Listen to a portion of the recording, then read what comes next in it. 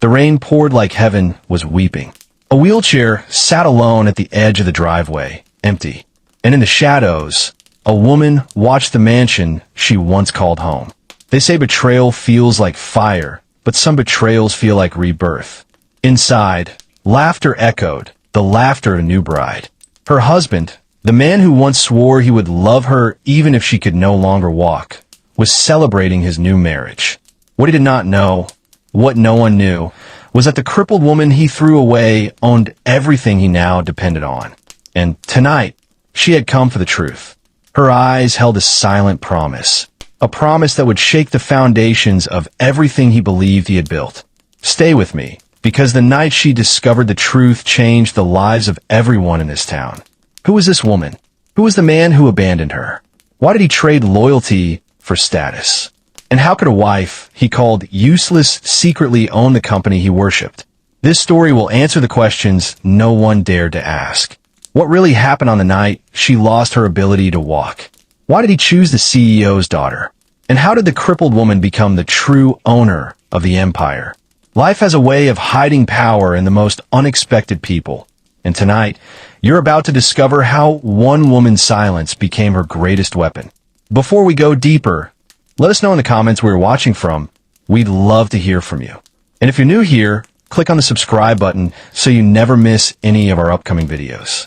Before tragedy struck, Amara was radiant, a brilliant woman with a quiet strength that drew people to her like moths to flame. She had graduated top of her class in business administration, but she never flaunted her intelligence. Instead, she poured it into building something real, something lasting. She married Daniel when they were both 23, a handsome, ambitious young mechanic who dreamed of wealth and status, but had nothing but calloused hands and big ideas. Together, they started small, saving every dollar, eating instant noodles for dinner, sharing one car between them, building their future brick by brick. Daniel worked a local garage, and Amara took a position at her parents' small automotive parts company, a business that had been in her family for 2 generations, but had never quite broken through to the big leagues. They were happy then, or at least Amara thought they were. Daniel would come home smelling of engine oil and sweat, and she would have dinner waiting. They would sit on their tiny apartment balcony, looking at the city lights, dreaming of the day when those lights would shine for them. But life has a cruel way of testing the strength of our commitments. One rainy November night, everything changed. Amara was driving home from a business meeting when a truck ran a red light. The impact was catastrophic. She woke up 3 days later in a hospital bed, her parents holding her hands, tears streaming down their faces. The doctors delivered the news with clinical precision but genuine sympathy. The damage to her spinal cord was severe and permanent. She would never walk again. Daniel arrived at the hospital an hour later, his face pale, his hands shaking. He held her and cried, and Amara believed those tears were for her suffering. She did not yet understand they were tears for his lost dreams, for the life he thought he was entitled to, for the healthy, walking wife he believed he deserved. The tenderness lasted about 3 months, just long enough for people to stop watching, to stop judging, to return to their own lives and forget about the young couple dealing with tragedy. Then Daniel changed. The conversations that once lasted hours became grunts and one-word answers. The affection disappeared like morning fog under a harsh sun. He stopped touching her, stopped looking at her with anything resembling love or desire. When she rolled into a room, he would find a reason to leave. When she asked him about his day, he would mumble something about being tired and disappear into the bedroom. And yet, Amara kept smiling. She kept building. She returned to work at her parents' company, determined not to let her disability define her worth. She threw herself into the business with a ferocity that surprised even her father. She studied market trends, negotiated with suppliers, identified opportunities that everyone else had overlooked. Within a year, she had increased the company's revenue by 30%. Within 2 years, she had secured contracts with 3 major automotive manufacturers. Her parents watched with pride and something like awe as their daughter transformed their modest family business into something that mattered in the industry. Where her father had a heart attack during Amara's 3rd year in the wheelchair, she was ready. When her mother followed him 6 months later, her heart simply giving out from grief, Amara inherited everything. The company, the shares, the investments her parents had quietly made over decades. But here is what Daniel never knew, what he never bothered to learn because he had stopped listening to anything Amara said. That modest family business had grown. Those shares her parents left her represented majority ownership in Regional Automotive Solutions, a company that had just merged with Continental Motors Corporation. Amara was not just an employee. She was not just a shareholder. She was the majority owner of a $2 billion automotive empire. But Amara kept this knowledge quiet, tucked away like a secret photograph. She continued working from home, attending virtual meetings, making decisions that shaped the company's future while Daniel assumed she was doing paperwork for some mysterious investor he had never met and never cared to ask about. Daniel began changing in ways that went beyond emotional distance. It started with small things. He bought new clothes, expensive ones that Amara knew they could not afford on his mechanic salary. He started going to the gym, sculpting his body with the dedication of a man preparing for something.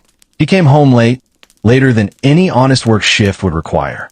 He showered immediately upon arriving, scrubbing away evidence of wherever he had been, whatever he had done. His phone became an extension of his hand, and when it buzzed, he would glance at the screen with an expression Amara had not seen in years. Excitement, anticipation, joy. He protected that phone like it contained state secrets, angling the screen away whenever Amara was near, taking calls in the other room, texting under the dinner table when he bothered to eat with her at all. Amara was not stupid. She knew the signs, but she said nothing. She watched and waited, because some part of her needed to know how far he would go, how low he would sink, how completely he would betray the vows he had made before God and witnesses. Then one evening, Daniel came home with an energy she had not felt from him in 3 years. He was almost manic, pacing the living room, unable to sit still. He finally stopped in front of her wheelchair, looking down at her with an expression that was not quite pity and not quite cruelty, but something in between. "I met someone," he said. The words hung in the air like smoke. Amara felt her heart stop, restart, then begin beating so hard she thought it might break through her ribs. He did not apologize. He did not explain. He simply stated it as fact, as if meeting someone else while married was as natural as changing jobs or moving apartments. "Her name is Linda," he continued. "She understands me. She sees me for who I really am, not just some guy who fixes cars. She believes in my potential." Amara wanted to laugh at the absurdity, at the cliché of it all, at the predictable script of a man justifying his betrayal by claiming his wife did not understand him. But she did not laugh. She simply asked, "Who is she?" Daniel's face lit up, and Amara realized with sick certainty that he had been waiting for her to ask, that he wanted to tell her, wanted to make her understand that he was leaving up, not just leaving. "She's the CEO's daughter," he said with unmistakable pride. "Linda Hutchinson. Her father runs Continental Motors Corporation. Do you have any idea what kind of opportunity this is for me? What kind of life she can give me?" Amara didn't know. She knew exactly what kind of company Continental Motors was because she owned 62% of it. Linda Hutchinson was indeed the CEO's daughter, a spoiled, arrogant woman in her late 20s who had never worked a real day in her life, but held the title of Vice President of External Relations, a position that required her to attend parties and smile for photographs. Amara had seen her in board reports, had listened to other executives complain about her incompetence, her entitlement, her habit of treating employees like servants who existed solely for her convenience. Linda had gone through 3 marriages already, collecting and discarding husbands like designer handbags that went out of fashion. And now she had set her sights on Daniel. Probably because he was handsome and because taking another woman's husband was the kind of power play that amused people like Linda Hutchinson. 2 weeks later, the divorce papers arrived. They came by courier, delivered to the door by a young man who looked embarrassed to be handing them over. Amara signed for the envelope with steady hands, thanked the courier, and rolled into the kitchen before opening it. She read every word. Daniel wanted everything. The house they had bought together, the car she had paid for, Half of what he assumed were modest savings, but listed as business assets he believed she held in trust for some unknown investor. He wanted alimony. He wanted her to pay for his new beginning. The papers cited irreconcilable differences, which Amara supposed was technically true. It was difficult to reconcile loving someone with abandoning them because they could no longer walk. There was no mention of Linda, of course. The lawyers were too smart for that. But Amara knew. Everyone who mattered knew. That night, Amara discovered something else, something Daniel had hidden for 8 months. She found it by accident while looking for an old photograph on their shared cloud storage account that Daniel had forgotten to remove her access from. There were pictures, dozens of them. Daniel and Linda at expensive restaurants. Daniel and Linda on a yacht. Daniel and Linda at a private resort in the Caribbean. The timestamps went back 8 months, which meant Daniel had been planning this, living this double life, since before he had asked for the divorce. He had been auditioning for his new role as Linda's husband while still sleeping in the same house as Amara, still eating the food she prepared, still accepting her care when he was sick. The betrayal was so complete, so calculated, that Amara felt something inside her shift, like tectonic plates rearranging themselves beneath her heart. Amara broke down only once. She allowed herself one night of tears, one night of screaming into pillows, one night of asking God why he had allowed this to happen. Then she wiped her face, straightened her spine as much as her damaged body would allow, and got to work. She called her lawyer, a sharp woman named Patricia Chun who had handled her parents' estate and now managed Amara's legal affairs. Patricia arrived within an hour, took one look at the divorce papers, and began cursing in 3 languages. "This is unconscionable," Patricia said. "We can fight this. We can take him for everything he has." But Amara shook her head. "I want you to do something that might seem strange," she said. "I want you to give him exactly what he is asking for." Patricia stared at her, as if she had suggested setting fire to the building. "Excuse me?" "Give him the house," Amara repeated. "Give him the car. Give him the settlement he wants. But make sure the papers clearly state that he is waiving any future claims to my assets, any business interests, anything I own now or acquire in the future. Make it ironclad. Make it so airtight that even if he discovers the truth later, he has no legal recourse. Make it so he cannot claim he was deceived." Patricia's expression slowly changed from confusion to understanding to something that might have been admiration. "You're not giving up," she said. "You're cutting him loose." "Exactly," Amara replied.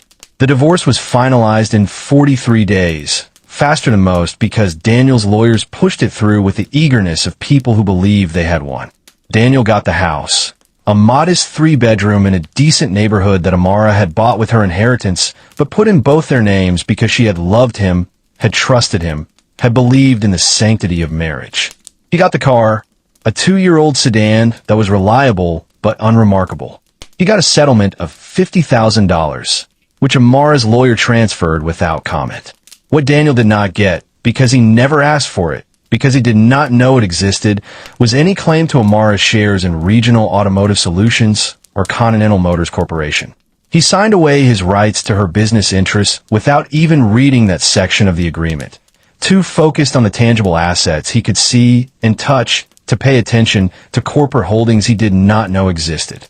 Amara moved out of the house she had bought, the house where she had dreamed of raising children, the house where her marriage had died slowly, like a plant deprived of water. She found a small, accessible apartment on the 3rd floor of a modern building with an elevator and wide doorways. It was not much, just 2 bedrooms and a view of the parking lot, but it was hers. She decorated it simply, with clean lines and neutral colors, creating a space that felt like breathing after years of suffocation. She set up a home office with 3 monitors, an ergonomic desk that accommodated her wheelchair, and a high-speed internet connection that could handle video conferences with board members across the country. And then she returned to work, not as someone recovering from tragedy, but as someone who had survived it and emerged sharper, harder, more focused than before. Over the next 6 months, Amara rebuilt herself. She worked 16-hour days, attending virtual board meetings, reviewing financial reports, making strategic decisions that shaped the future of the company she owned. She fired the underperforming executives who had been coasting on their positions. She promoted talented people who had been overlooked because they did not play politics. She approved a merger that doubled the company's manufacturing capacity. She negotiated a contract with a major electric vehicle startup that positioned Continental Motors as a key supplier in the emerging green automotive market. The stock price climbed steadily. Profits increased. Industry analysts began writing articles about the mysterious leadership that had transformed a sleepy regional company into a national player. None of them knew that leadership was a woman in a wheelchair working from a small apartment, a woman whose ex-husband had called her useless. But Amara's peace was shattered when she received a forwarded email that someone in the HR department had sent to her by mistake. It was a wedding invitation. Daniel Pearson and Linda Hutchinson request the honor of your presence at their marriage ceremony. The date was set for 3 months away. The location made Amara's blood run cold. The ceremony would be held at Continental Motors Corporation headquarters, in the Executive Banquet Hall, a massive space with crystal chandeliers and floor-to-ceiling windows overlooking the city. The reception would follow in the same building. The invitation listed Linda's father, Robert Hutchinson, CEO, as the host. Amara stared at the screen, reading the words over and over until they burned into her mind. Daniel was marrying his new wife in the building of the company Amara owned, in a space that existed because of her decisions, her leadership, her money. And he had no idea. The realization was so absurd, so perfectly ironic, that Amara began to laugh. She laughed until tears ran down her face, until her ribs ached, until the laughter turned into something harder and colder. The wedding day arrived with perfect weather, as if even nature was conspiring to give Daniel and Linda their fairy tale ending. The morning sun painted the city in gold. The sky was cloudless. Inside Continental Motors headquarters, staff members rushed through final preparations, arranging flowers, polishing silver, ensuring every detail met Linda Hutchinson's exacting standards. Security guards stood at every entrance, checking names against the guest list, because Linda wanted her wedding to feel exclusive, important, like something royalty might attend. Daniel arrived early, dressed in a custom-tailored tuxedo that Linda had paid for, looking every bit the successful man he had always wanted to be. He greeted guests with confident handshakes and easy smiles, playing the role of the CEO's new son-in-law as if he had been born to it. Linda floated through the space in a dress that cost more than most people's cars, accepting compliments and air kisses from friends who were really just acquaintances bound by social obligation and mutual self-interest. The ceremony was set to begin at 3 o'clock. By 2:45, the banquet hall was filled with 200 guests, a mixture of business associates, society figures, and Linda's collection of friends who treated life like an extended shopping trip. Robert Hutchinson, the CEO, stood near the altar, looking uncomfortable in his formal wear, a man who had built his career on engineering and logistics, but had produced a daughter who cared only for appearances and status. He had not wanted this wedding, had tried to talk Linda out of marrying Daniel, but Linda always got what she wanted, and what she wanted was the handsome mechanic who made her feel like she was saving him from a lesser life. At 2:50, the music began. The guests rose. Linda began her walk down the aisle, moving slowly to maximize the attention, the admiration, the envy she believed everyone felt. Daniel waited at the altar, his face composed, but his hands trembling slightly with what guests assumed was emotion, but was really anticipation of the life he was about to claim. Then at 2:58, exactly 2 minutes before the vows were scheduled to begin, the main doors opened. Silence fell across the banquet hall like a heavy curtain. Every head turned. Amara rolled through the entrance in her wheelchair, but she was not the broken woman Daniel had left behind. She wore a tailored navy suit that spoke of power and money. Her hair was styled elegantly. Her makeup was subtle but perfect. Behind her walked two things that made the air leave the room. First, a security team for professionals in dark suits who moved with the quiet efficiency of people who protected important individuals. Second, Two lawyers carrying briefcases, their expressions neutral, but their presence unmistakable. And behind them, walking slowly with the bearing of someone who knew his importance, came James Morrison, the chairman of the Continental Motors Board of Directors. Robert Hutchinson stepped away from the altar, his face confused, then concerned, then afraid as he recognized James Morrison. "What is this?"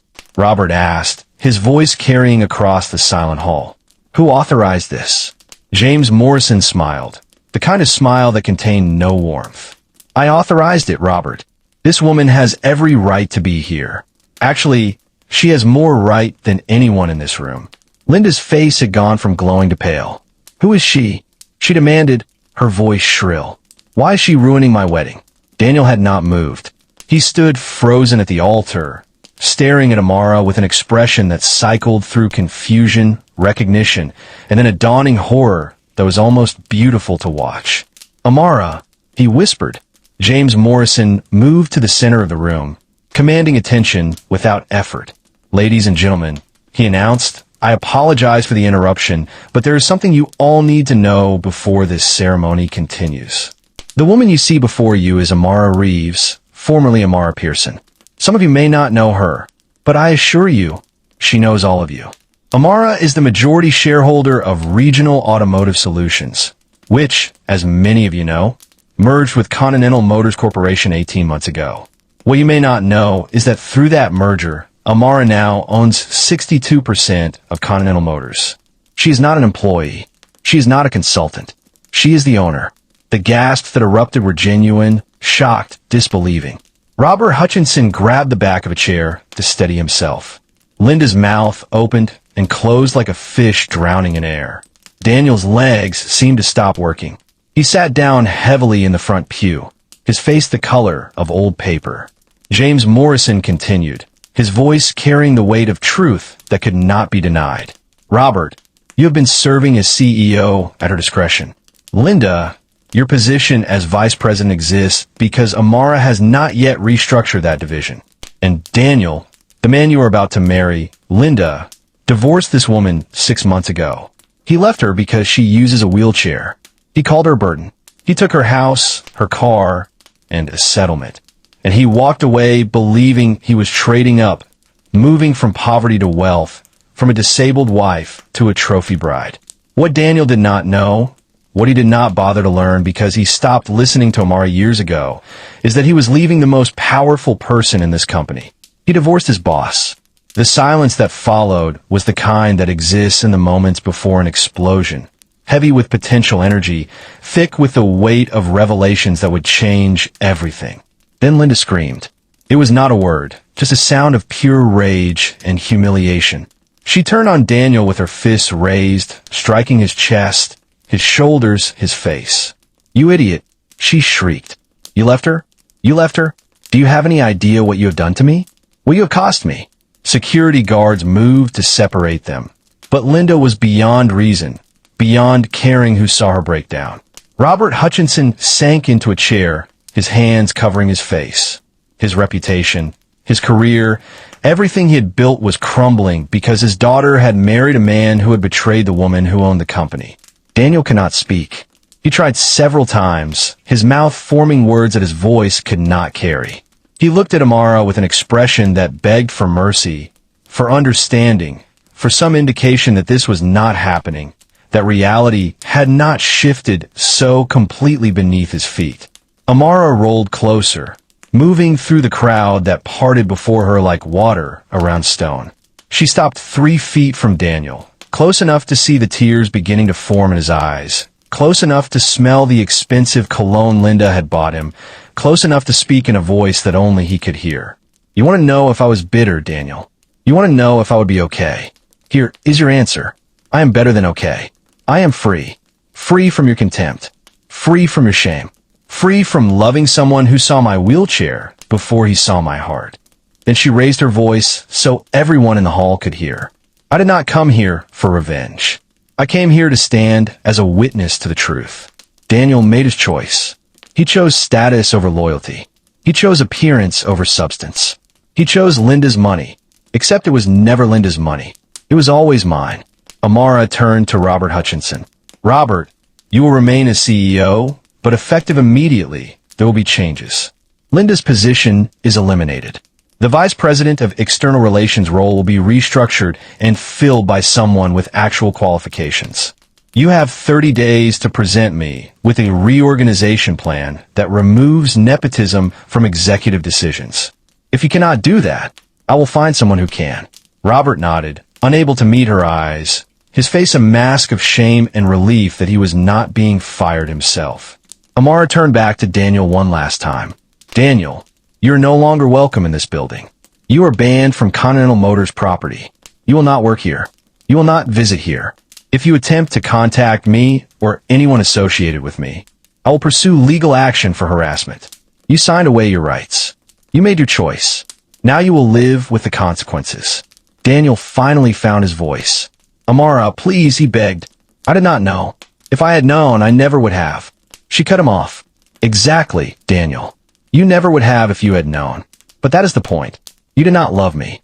You loved what you thought I could give you. And when you thought I could give you nothing, you threw me away. That is who you are. That is who you will always be. A man who measures love in dollars and status.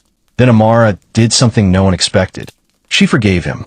Not for his sake, but for her own. Daniel, I forgive you.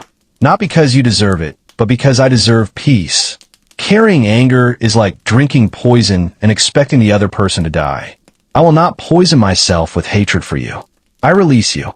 I release the marriage. I release the pain. You are forgiven, but you are also finished. With me. With this company. With the life you thought you were building. You are free to go, but you will go with nothing. She turned her wheelchair toward the exit, her security team and lawyers falling into formation around her. James Morrison followed, and then several board members who suddenly realized that their loyalty needed to be very clear. As Amara rolled toward the doors, she heard Linda's voice behind her, still screaming at Daniel, the sound of a woman who had lost everything she thought mattered. Amara did not look back.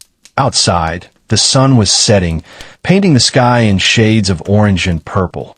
A gentle wind touched Amara's face, carrying the smell of rain from somewhere far away. For the first time in 3 years, since the night of the accident that had stolen her ability to walk but taught her the truth about the man she had married, Amara felt free. Not free from a wheelchair, she would never be free from that, but free from the prison of loving someone who had never deserved her love. Free from the burden of carrying someone else's shame. Free from a lie that her worth was measured by her body's ability to function perfectly. She took a deep breath and smiled, a real smile that came from somewhere deep and true inside her. Her driver approached with the accessible van she now used, custom designed with hand controls and a lift. As he helped secure her wheelchair, he asked where she wanted to go. Home, she said. Take me home. How would you have felt standing in Amara's position? Could you have forgiven someone who betrayed you so completely? Who threw away your love because you were no longer perfect in their eyes? And what do you think Daniel felt in that moment when he realized he had divorced his way out of a fortune, that the woman he had called useless owned everything he had dreamed of possessing? Sometimes God breaks your heart to save your soul. Sometimes losing someone is winning your life back. Sometimes the people who abandon us are really setting us free from the prison of their limited vision, their shallow values, their inability to see worth beyond the surface. Amara learned what so many of us must eventually learn, that our value does not come from other people's recognition. Our worth is not diminished by their blindness. And sometimes the greatest blessing is being rejected by someone who is never capable of appreciating what they had. What would you have done in Amara's shoes? Do you believe Daniel's downfall was destiny or a consequence? Do you think Linda learned anything from this disaster? Or do you think she's already looking for her next victim? Drop your thoughts in the comments. Your story might help someone else who is walking through their own betrayal, their own moment of being discarded by someone who claimed to love them. And if this tale moved your heart, subscribe for more timeless stories that will touch your soul and stay with you long after the screen goes dark. Because these are not just stories. They are mirrors. They reflect the truth about human nature, about love and betrayal, about weakness and strength, about the price we pay when we choose appearance over substance, when we measure people's worth by what they can do for us instead of who they are in their hearts. Not every betrayal ends in pain. Some end in power. Some end in freedom. Some end in the quiet satisfaction of knowing that the person who threw you away will spend the rest of their life realizing they discarded a diamond while reaching for glass.